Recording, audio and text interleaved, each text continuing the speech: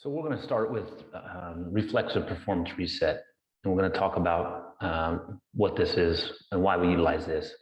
We call it RPR for short, obviously, but it's reflexive performance reset. It's a technique we use here at Transformation Fitness and Wellness. It's a technique that I've used for the past about 4.5 years. I'm going to touch base and just give you a general understanding of why we use RPR and how you can utilize the technique on yourself to increase your overall performance, health, well-being, and injury prevention. So we'll go ahead and get right into it here.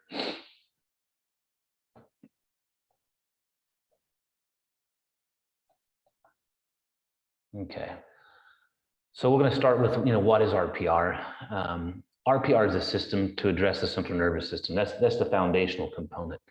Central nervous system does a lot for the body, the fight or flight component, sympathetic and parasympathetic. And compensation patterns are part of that. So we will talk about, obviously, address the central nervous system a little bit, breathing, and then activation points, because that's the basis of RPR. So I'm just going to kind of give you the big picture for the RPR. So the core values of RPR is empowering clients or your clients, yourself, and athletes to make massive changes in your own body. It allows you to do the techniques yourself, because there is another modality of this called Be Activated, which is a practitioner application, but we're not going to get into that today. So your nervous system is obviously, it's the electricity in your body. It's communication pathways. Just like the electricity in your house controls how the lights work, right? You flip it on and off. Your nervous system controls how your body works. Same concept. RPR shows you where the light switches are. Basically, it identifies and helps open up those communication pathways. So breathing addresses your central nervous system first. That's the foundational component. Before we can go after the pathways and the communication, we have to make sure that there is a reset and the communication is ready to communicate properly. So the activation points help increase communication of movements. So that's like the whole big picture of RPR. I know it sounds a little woo-woo, but they're still doing a ton of research on it. It's quite interesting what the central nervous system can and can't do. So foundational component of RPR is going to be the central nervous system. We always want to get back into rest relaxation before we go into the activation points, because we have to kind of reboot the system before we go into making sure the pathways of communication are opened up. How we do that is with the breathing technique. Diaphragmatic breathing will allow you to get into the rest relaxation, so the communication pathways will open up with touch points. So RPR is a system of daily self-care techniques that allow you to instantly feel better, move better, and live a better life. Again, I was exposed to this based upon an injury, and when it was applied to me, I was like, wow, I've never felt this. And I've been through physical therapy. I've had a lot of different modalities. We used to have a trigger point therapist on staff, and I had never felt instant results like I did with the application of RPR. So from there, you got to understand some of the components of the mechanical system and the movement patterns and how the body works. So neurological before mechanical. So that's where the central nervous system comes in. So the nervous system, connective tissue, fascia, then the muscular system. A lot of times we were not taught that way. We were taught to go after more of the connective tissue, fascia, or the muscular system to fix the problem. And as we're finding out, we really need to go after the central nervous system first before we can fix the other issues. So we have, great mechanical tools, and that's what we were taught, like strength training, stretching, mobility, massage, chiropractic care. Those are all mechanical components. We were never taught how to address the central nervous system first. So a great neurological tool makes your mechanical tools much more efficient, or effective, I should say. So by us addressing the central nervous system first, is getting a relaxed component, allowing our bodies to truly relax. Then we can have better results with some of those mechanical tools. So then we can go after connective tissue, fascia, and the muscular system itself.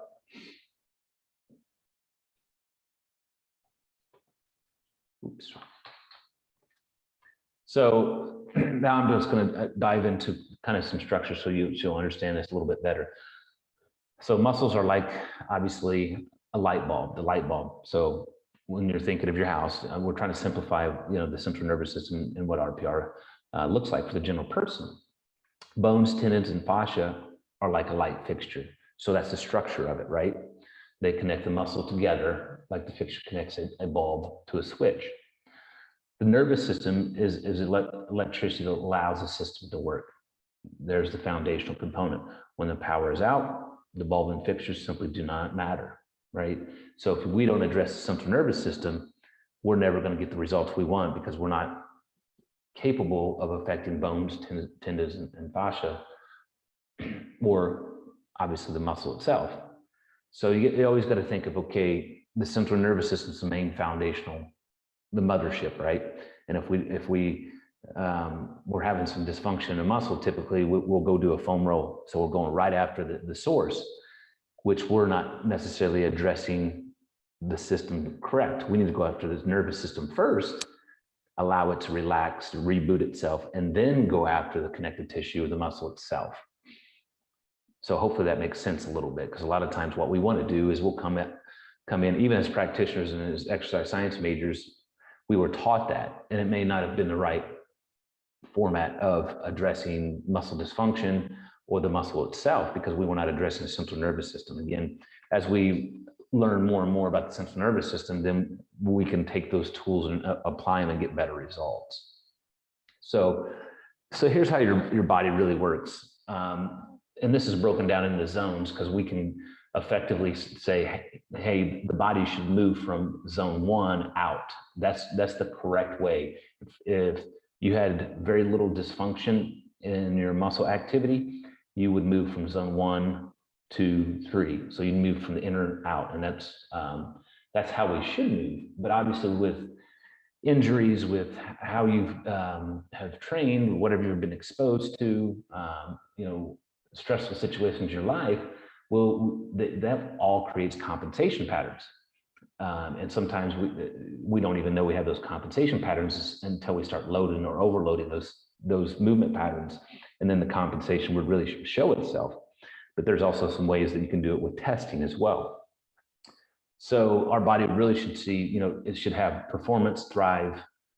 So it should be performance or survive, drive or survive, explosion or implosion. What I'm talking about there, and performance or survival, right? This is fight or flight, thrive or survive, same concept. Explosion or implosion. So performance, drive, explosion. So what you really want to think about there is, if we don't address the central nervous system, survival, survive, implosion. So if we consistently load, don't address central nervous system, we're stressed out, 9 times out of 10, we don't get back into rest, relaxation, we're going to get an injury. Been there, done it myself. Really didn't understand, what was going on, but it pushed into an overtraining component, was not sleeping well, stress level was really high, bam, injury comes. And that's what we want to talk about with, how the body really works. We will survive, in a fight or flight component. But if you continually push and push and push and push, what will happen is implosion. Your body will tell it'll start shutting down on you. So injuries will come just based upon it's not getting rest, relaxation. We're not addressing the central nervous system and resetting that component.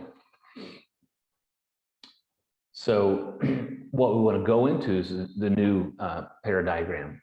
So this really this is a new way of thinking. This is how I think, and this is how we try to get our clients to think in the application component. So, our current one and our new one, I'm going to go through both of them. So our current one is we think go after mechanical, like I talked about. Hey, we're going to fix the dysfunction by going right after the dysfunction by loading that dysfunction. So mechanical muscle, creates movement, stretch and strengthen. Issues are primarily local. The new way that you really want to think about it, neurological. So you want to address central nervous system, initiates movement. So if we don't address the central nervous system, how are we going to fix the movement? So neurologically, it will determine length and strength. Basically, our body understands that, again, the electrical pathways.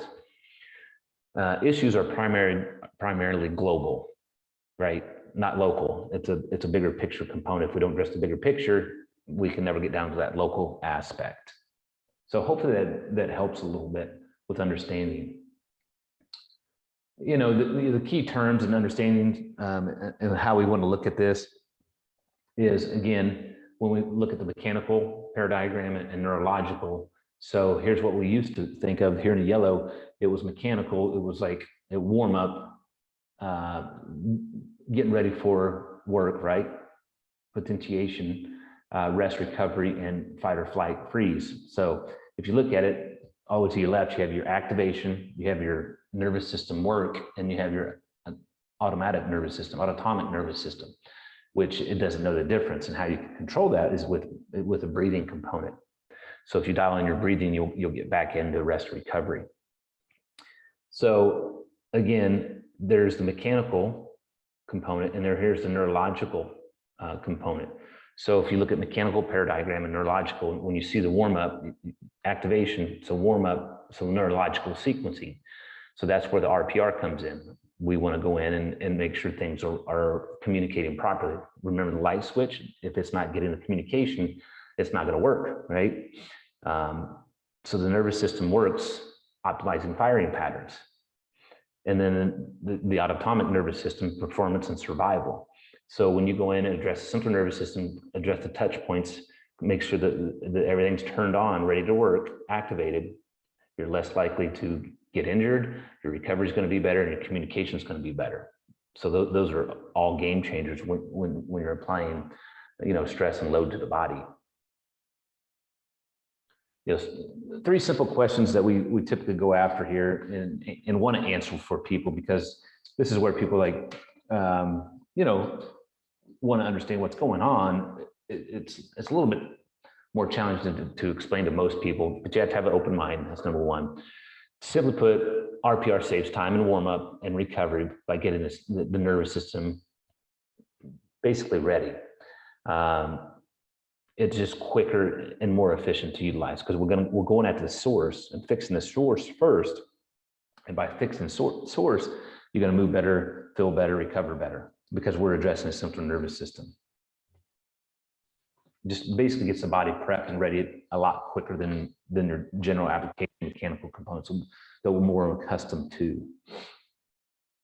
So can it do harm? That's another question. No, it's impossible to harm your own body using these drills. It's not going to harm anything, right? I guess you could if you're really, you know, pushing hard in certain areas, but I highly doubt it as far as the application goes.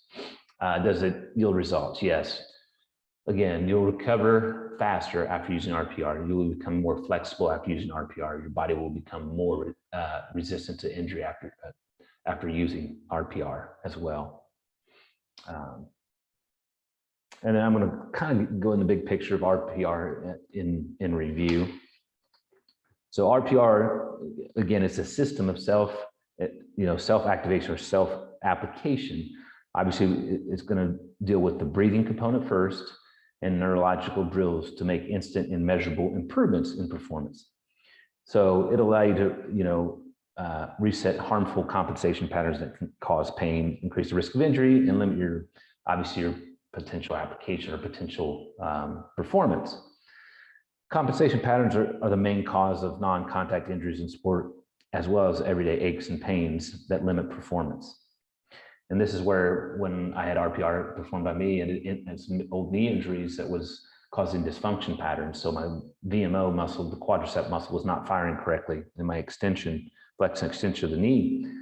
Therefore, the knee joint was loading improper. One portion of the quad was dominant, causing tightness, and then it was causing too much shear force in the knee. When I addressed the VMO with RPR technique, the VMO started communicating better. Once it started communicating better, it got stronger. It helped take the pressure off that knee. The quad started working better. There's multiple portions of the quadricep. So the VMO got stronger. Therefore, the other portion of the quad had to do less work, less tightness, so less knee pain. Hence, so it's pretty cool. So using RPR, you can shift your own body out of the bad patterns and reduce pain, restore range of motion, help your body become more resilient to injury. So that is obviously a very important component. And then I would jump into zone 1. I think there are aspects of RPR. So you want to use RPR every day to maximize performance and minimize injury. You want to reinforce those patterns. So you want to reset, hit the touch points, zone 1, in which I'm going to get into zone 1 in this next video. Use RPR before pain, any of the, so if you're going to go back to the traditional components, foam rolling, soft tissue, stretching, which, that's a whole nother story. You want to use the RPR techniques prior to doing that. So it's going to set the foundation. So RPR is always should start before anything else. So you should start your breathing techniques, and then you should start the application of RPR before you go into any other soft tissue manipulation. Because if you go right at the soft tissue, you're not addressing the central nervous system and communication pathways. So hopefully that makes sense for you guys from that standpoint. And if you guys want to talk more, we always can. So I will get into zone 1 here in this next video, and we'll get in a little bit more in depth on the importance of zone 1.